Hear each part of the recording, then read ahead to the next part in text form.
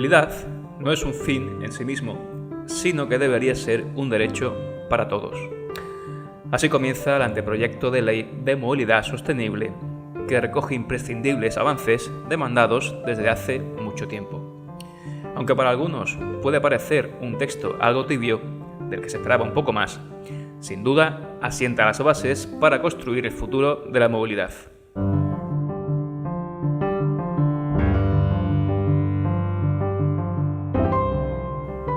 Hoy tenemos la suerte de tener al teléfono a Ángeles Marín, responsable de Movilidad Sostenible del Ministerio de Transportes, Movilidad y Agenda Urbana, con la que vamos a desmenuzar y explicar los aspectos fundamentales del anteproyecto. Ángeles, buenas tardes y muchas gracias por atender nuestra llamada. Buenas tardes, José María. Muchas gracias a ti por llamar. Como te imaginarás, han salido muchísimas cuestiones que plantearte, pero nos hemos centrado en el título 2 del anteproyecto, aquel dedicado al fomento de la movilidad sostenible. Entrando en materia, el anteproyecto recoge la creación del Sistema Nacional de Movilidad Sostenible, que si no me equivoco, y para hacernos un buen esquema mental, es algo así como el marco global que recoge todos estos nuevos entes o proyectos que se van a ir desarrollando. Y dentro, a su vez, encontramos al Domos. ¿Nos puedes explicar qué es exactamente el Domos? Pues sí, encantada. A ver, el DOMOS son siglas que responden a Documento de Orientaciones para la Movilidad Sostenible. ¿Qué es este documento de orientaciones? Se trata de un documento estratégico de orientación general que lo que quiere es facilitar la colaboración, la cooperación entre todas las administraciones públicas que participamos en movilidad y transporte, pero respetando las competencias de cada una. Es decir, es un documento que buscará el acuerdo para que luego cada administración desarrolle su competencia en sus políticas públicas de transporte. Es decir, por explicarlo un poco más, en el sistema de movilidad y transportes que tenemos participamos las tres administraciones. Participa el Estado, participan las comunidades autónomas y participan los ayuntamientos, según si hablamos de una movilidad más local, más de ciudad, más de comunidad autónoma o una movilidad de largo recorrido o de algunos modos de transporte, por ejemplo el aéreo, que es donde entra el Estado. Pero los ciudadanos, los usuarios del sistema, no entienden ni tienen por qué entender esta distinción, sino que somos las administraciones las que tenemos que coordinarnos para que nuestros servicios de transporte, nuestras medidas estén bien coordinadas y se dirijan a alcanzar objetivos en materia, en este caso, de movilidad sostenible, pues bien acordados a priori.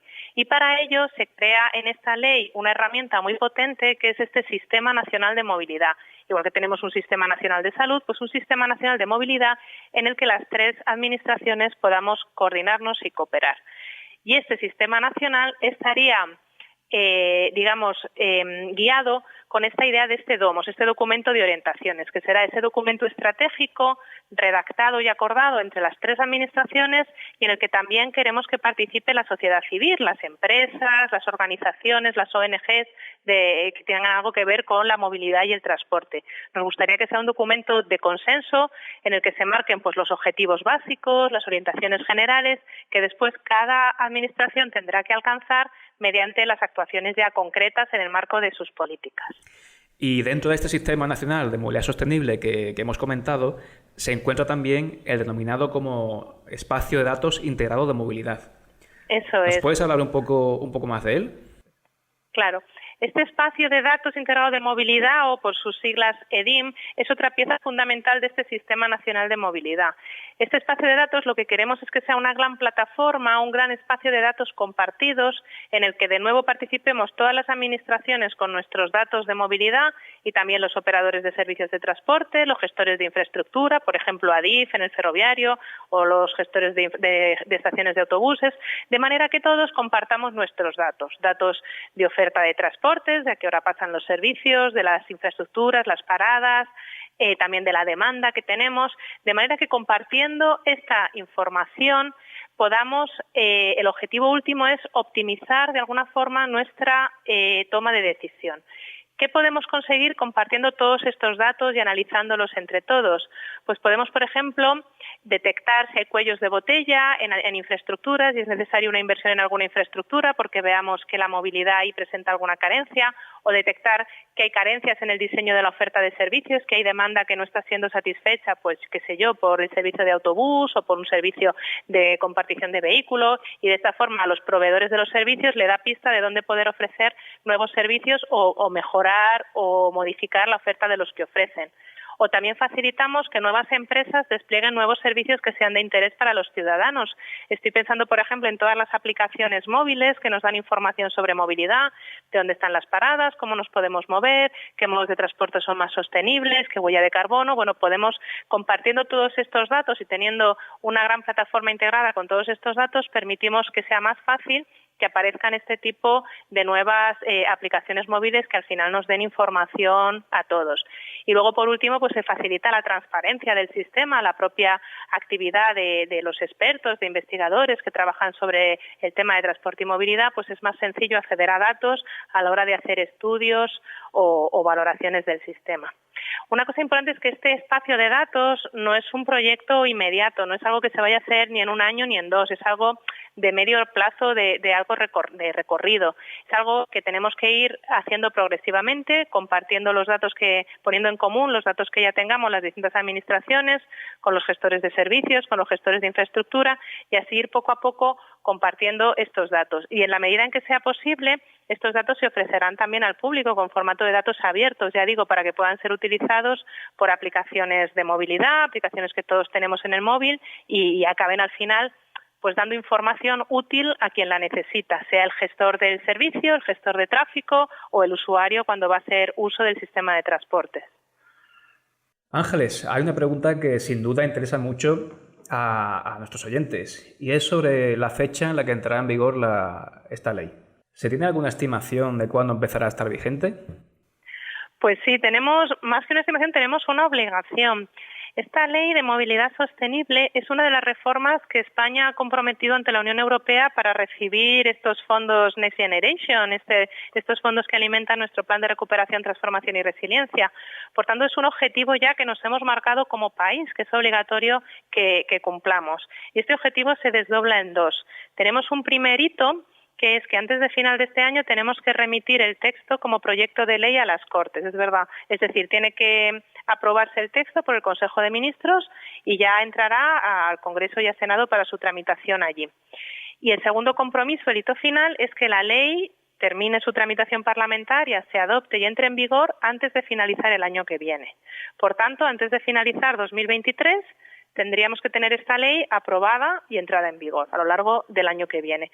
Desde el Ministerio de Transportes, Movilidad y Agenda Urbana estamos trabajando para adelantar estos plazos al máximo y nos gustaría poder remitir el proyecto de ley a las Cortes pues lo antes posible a la vuelta del verano, lo antes posible a lo largo del otoño, sin esperar a fin de año. Es un poco el calendario que tenemos actualmente marcado, pero ya digo que el compromiso es que la ley entre en vigor en 2023.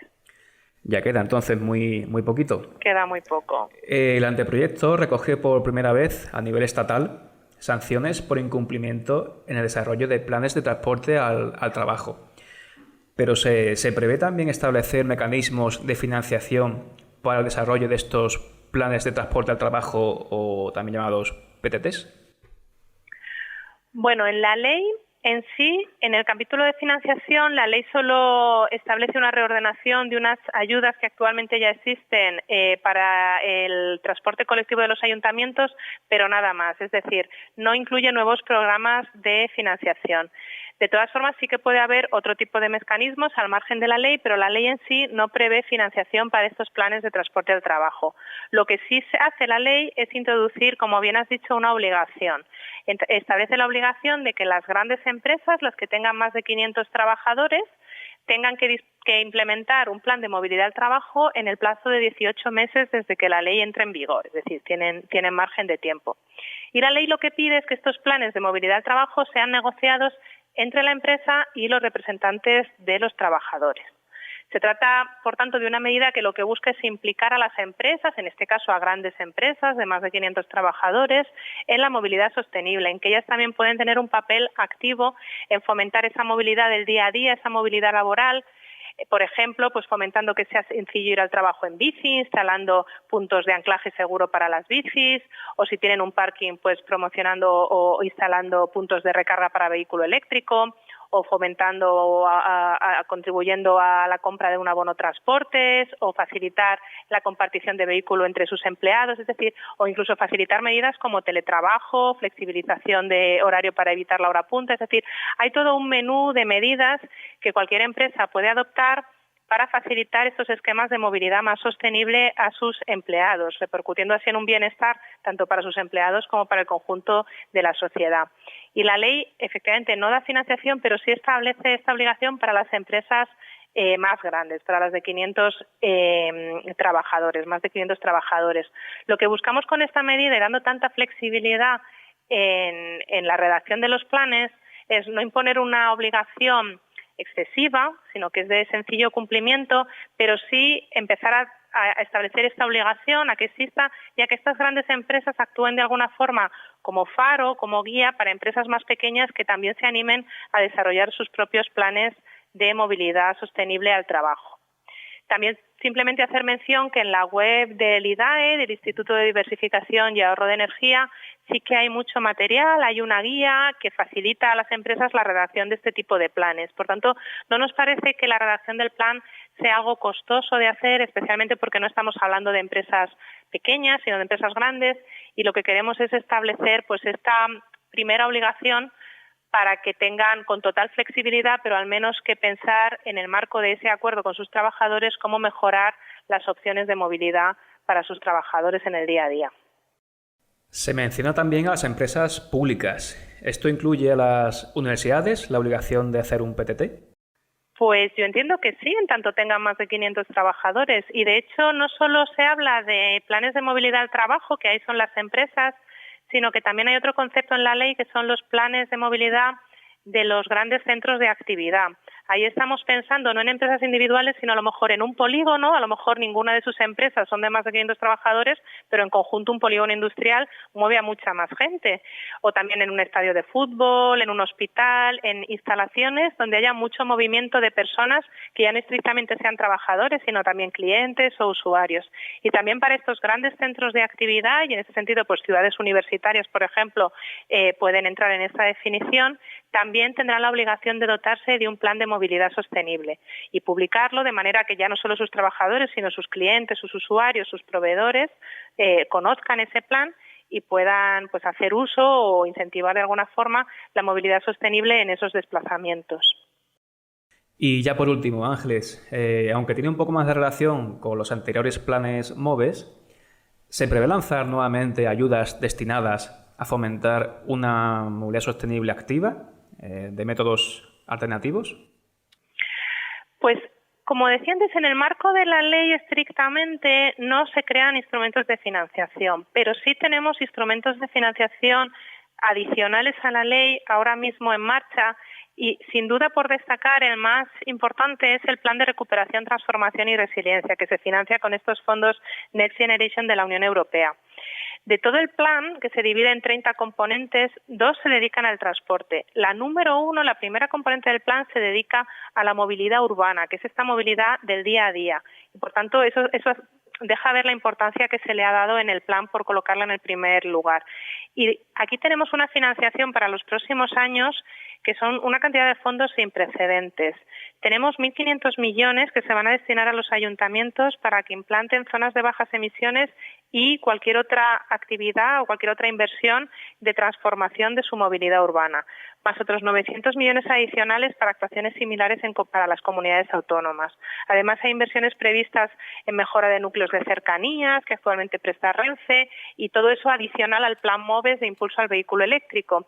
Es decir, tenemos una gran cantidad sin precedentes de fondos de transformación de movilidad urbana y, por dar un dato, por volver a la pregunta respecto a la movilidad activa, de esos 1.500 millones de ayuntamientos ya hemos repartido los primeros 1.000 millones en una primera convocatoria. Pues bien, los propios ayuntamientos han decidido, porque así lo han decidido con sus proyectos, que van a destinar de los 1.000 millones 400 a proyectos de movilidad activa, de peatonalizaciones de calles, itinerarios peatonales o infraestructura ciclista que pedimos que sea segregada del tráfico, es decir, carriles bici segregados o aparcamientos seguros para bicicletas o sistemas de bicicleta en alquiler. Es decir, hay una apuesta muy fuerte, tanto de parte de los fondos europeos como de parte de los propios ayuntamientos que piden implementar estos proyectos por promocionar esa movilidad activa. Desde el punto de vista de la infraestructura, de que haya infraestructura segura, de ese recuperar espacios peatonales en nuestras ciudades para que caminar en el día a día sea una opción pues más accesible para todos y más segura. Y también esos itinerarios ciclistas, esos carriles bici segregados del tráfico con aparcamientos seguros. Y con eso creemos que estamos contribuyendo a fomentar la movilidad ciclista, ya que esos son precisamente los dos elementos que más constantemente están en las encuestas como que hacen que la gente no se anime a utilizar la bicicleta en el día a día, que son básicamente la falta de seguridad vial o de percepción de seguridad y la falta de seguridad de la bicicleta, ¿no? Poder dejarla bien anclada. Por lo tanto, con esas inversiones en infraestructuras, y son fondos de verdad sin precedentes, creemos que sí que estamos haciendo una apuesta muy fuerte por el fomento de la movilidad activa. Es verdad que son fondos que no están en el marco de la Ley de Movilidad Sostenible, son herramientas distintas. Pues Ángeles, no te quiero quitar más tiempo. Muchas gracias por explicarnos con tanto detenimiento el anteproyecto de ley y muchos más aspectos relacionados con la movilidad sostenible.